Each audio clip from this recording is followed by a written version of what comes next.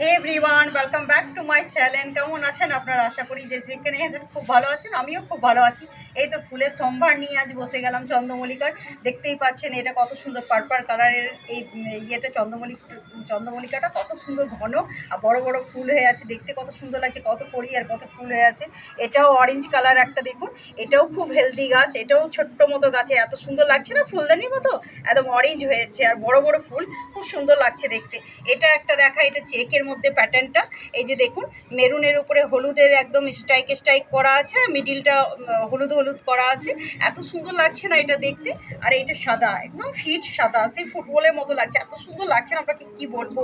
যতক্ষণ আপনারা হাতে জাস্ট টাচ করে দেখবেন না ততক্ষণ ফিল করতে পারবেন না এত সুন্দর, এত কড়ি ফুল হয়ে আছে। এটা গিরিমাটি কালার, এটাও সেম। দেখুন ফুলগুলো কত সুন্দর তরতাজা আর কত সুন্দর হেলদি হয়ে আছে। আমি এটাই বলবো, এগুলো নিয়ে কেমিক্যাল সার আপনারা বন্ধুরা ব্যবহার করবেন না। কেমিক্যাল প্রচুর পাওয়া যায়, কেমিক্যাল সার বাজারে মার্কেটে।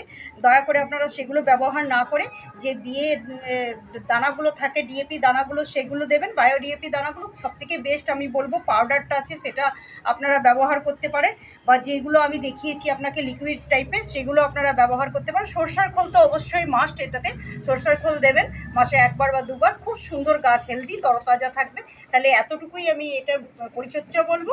আর অবশ্যই শিশির কুয়াশা তো টনিকের কাজ করে যাবে এইগুলোর মধ্যে। তাহলে আজকের মতো এতটুকুই থাক। আমার ভিডিও যদি গাছের ভিডিও আপনাদের হেল্পফুল হয়ে থাকে আর ভালো লেগে থাকে, আর এতক্ষণ ধরে আমার ভিডিও দেখার জন্য আপনাদের সবাইকে অসংখ্য ধন্যবাদ মিষ্টি বন্ধুরা। তাহলে আজকের মতো আসি, tata bye bye, thank you.